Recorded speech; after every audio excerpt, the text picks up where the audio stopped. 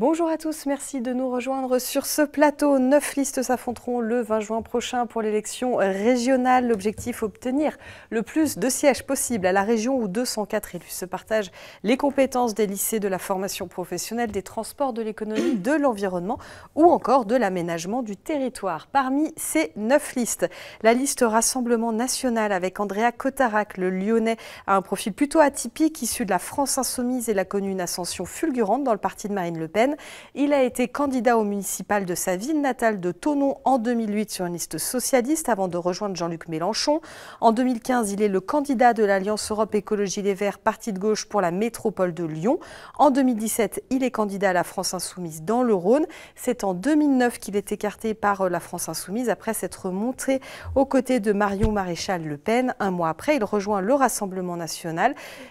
Sans y adhérer pour autant, moins de 2 ans plus tard, le voilà propulsé tête de liste au régional. Ces chefs de file en Savoie et en Haute-Savoie sont avec moi sur ce plateau. Merci de votre présence aujourd'hui, Marie Dauchy et Vincent Lecaillon. Alors je précise que vous êtes également tous les deux candidats aux élections départementales et conseillers régionaux sortants. Marie Dauchy élue à Saint-Jean-de-Maurienne. Pourquoi l'un et l'autre poursuivre votre engagement dans cette campagne régionale et que voulez-vous nous dire de vous? Eh bien, Marie Dauchy, 34 ans, donc comme vous l'avez dit, conseillère municipale de Saint-Jean-de-Maurienne et conseillère communautaire, et également conseillère régionale sortant. Si je souhaite poursuivre notre engagement, c'est parce que nous avons eu un certain nombre de propositions pendant toute la durée du mandat. Et si nous nous engageons cette fois-ci, c'est pour gagner la région et c'est pour avoir un programme très construit pour notre région. Alors bonjour, donc moi je suis Vincent Lecaillon, père de 2 enfants, je suis conseiller régional sortant, j'ai été conseiller municipal à Saint-Joriot, j'ai mené la liste au conseil, aux élections municipales d'Annecy il n'y a pas longtemps, élection qui nous a pas été très favorable, mais on ne sait jamais, peut-être va-t-on rejouer un 3e tour, on verra bien. J'ai été présent sur toutes les élections, hein, c'est ma 2e départementale, j'ai fait les sénatoriales, les législatives, etc. Mon engagement au Rassemblement national est ancien. Et si je m'engage, c'est fait pour faire ma part et pour servir mon pays, pour protéger les plus faibles, pour protéger mes concitoyens et pour faire en sorte que notre pays ne sombre pas dans un chaos qui, hélas, semble se profiler dans les années à venir si nous n'arrivons pas au pouvoir pour résoudre tout ça de manière pacifique. Ce profil atypique que j'évoquais en présentant votre tête de liste, c'est une force ou une faiblesse quand on fait campagne comme ça, sur le terrain? Moi, je crois que c'est une force. C'est une force parce que ça démontre une bonne chose, c'est qu'on est bien dans un rassemblement national. Et que notre objectif, c'est de rassembler les Français au-delà de la droite, au-delà de la gauche, au-delà de l'extrême centre, au-delà des conditions sociales de chacun et des origines de chacun et de chacune. Et qu'avec Andrea, comme avec notre tête de liste en PACA, Monsieur Mariani, nous avons prouvé que nous sommes capables d'avoir des gens de droite, qui viennent de droite, de la droite classique, des gens qui viennent de la gauche, et même d'une gauche relativement ultra, nous rejoindre, parce que ce sont tous des patriotes, qui aiment la patrie, qui aiment la France, qui aiment le peuple français, et qui ont envie de sauver ce qui est nous. Hein, voilà. Et aujourd'hui, au-delà de ça, nous n'avons plus du tout de clivage gauche-droite, nous avons vraiment les mondialistes et les patriotes. Alors, le récent sondage Ipsos mené pour France 3 et France Bleu vous place en 2e position au premier tour. Loin derrière Laurent Wauquiez, c'est 33%. Vous êtes crédité de 22%. C'est un chiffre en hausse par rapport à la vague précédente. Je rappelle qu'en 2015, vous aviez recueilli 25% des voix. Et tout simplement, une réaction, des chiffres, une dynamique qui semble plutôt positive, mais cette avance du président sortant. Les chiffres sont plutôt positifs, on est en hausse. D'ailleurs, tous nos candidats du Rassemblement national sont en hausse. On espère encore augmenter cette courbe largement. Et rappelons qu'également, aux dernières élections régionales, nous avons fait un bien meilleur score que ce qu'annonçaient les sondages.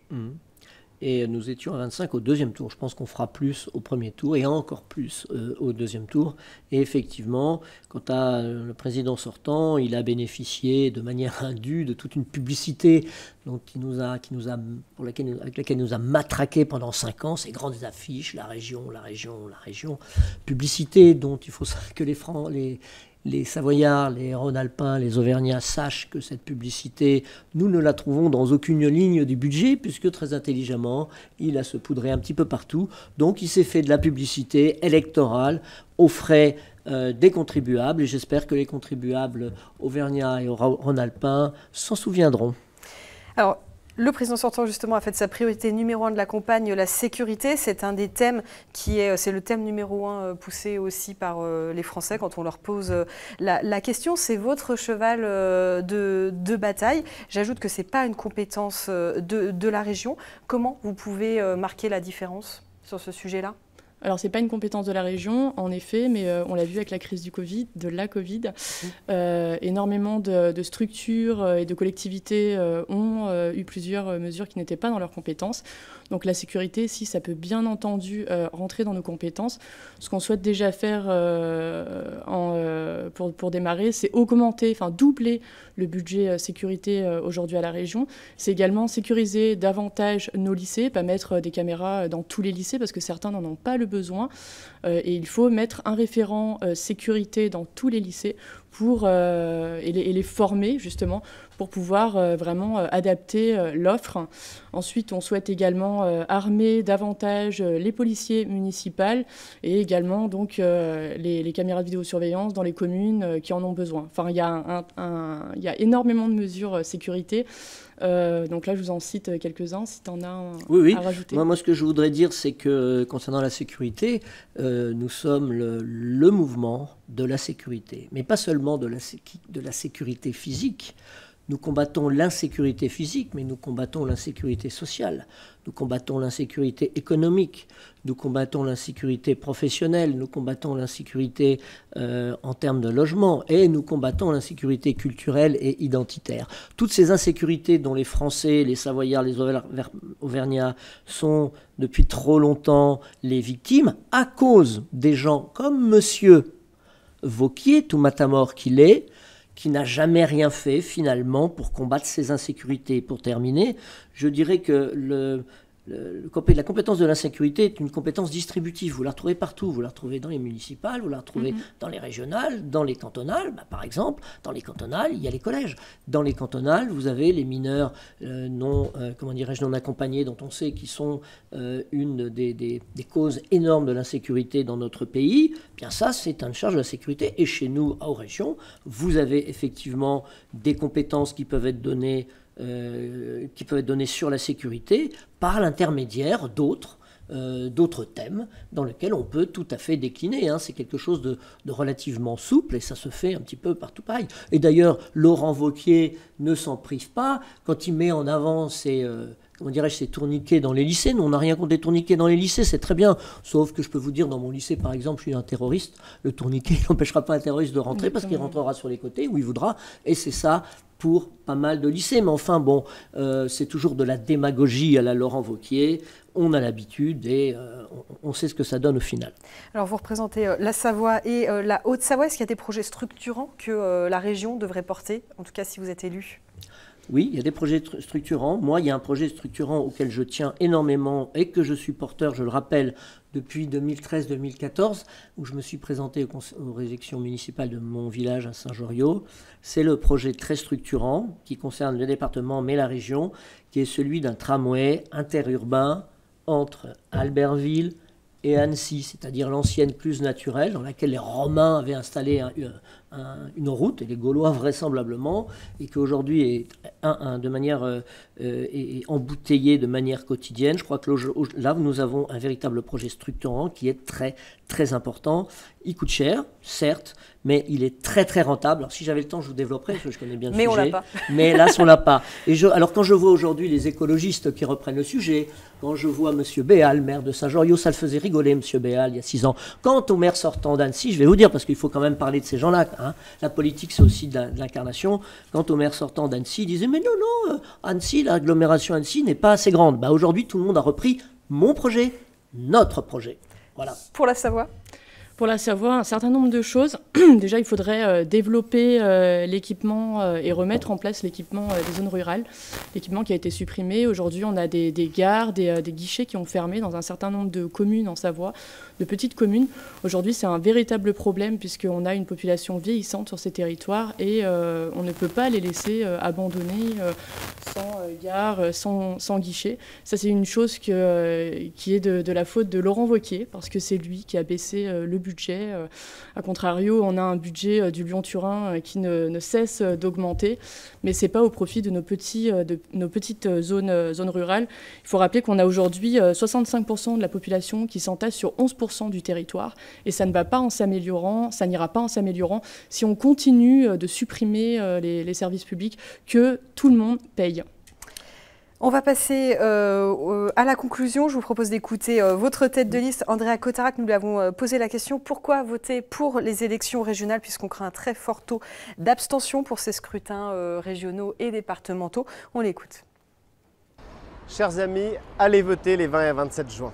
C'est un moment démocratique important, c'est bien d'être en colère, c'est mieux d'aller voter.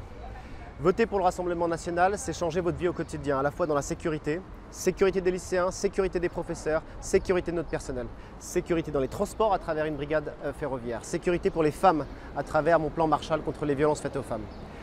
Voter pour le Rassemblement national, c'est arrêter avec les concepts racialistes et indigénistes. Toute subvention à une association qui voudra fracturer, insulter nos policiers, insulter nos professeurs, ce sera terminé avec le Rassemblement national. Et puis la troisième priorité, c'est la relocalisation. C'est le développement de filières non délocalisables, dans la sylviculture, dans le numérique, dans la protection de nos données, dans l'artisanal, dans le luxe, dans la bijouterie, dans la coutellerie comme matière. Tout ça, ça peut se faire, tout ça, ça peut changer votre quotidien en votant pour le Rassemblement national les 20 et 27 juin. Alors on vient d'entendre Andrea Cotarac, c'est à vous maintenant de conclure. Pourquoi voter pour votre liste le 20 juin prochain? On vous écoute, si vous le souhaitez, vos caméras sont là.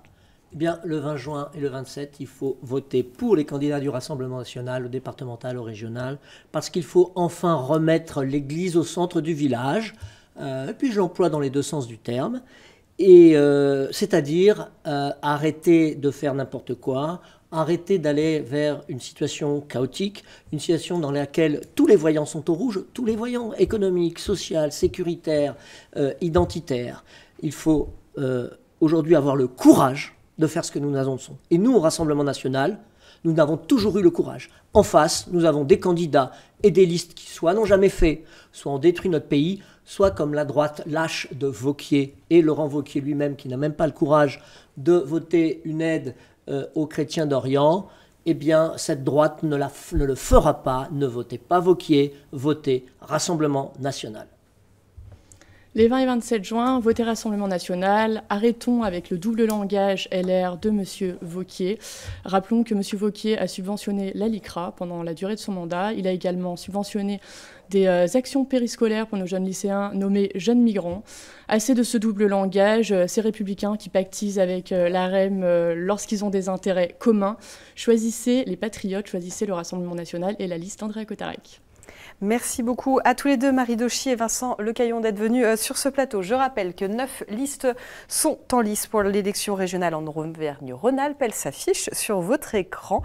N'oubliez donc pas d'aller voter les 20 et 27 juin prochains. Il est toujours possible de faire procuration si vous ne pouvez pas aller dans les urnes. C'est même possible en ligne. Merci à toute l'équipe et merci à vous de votre fidélité. À bientôt sur 8 Mont Blanc.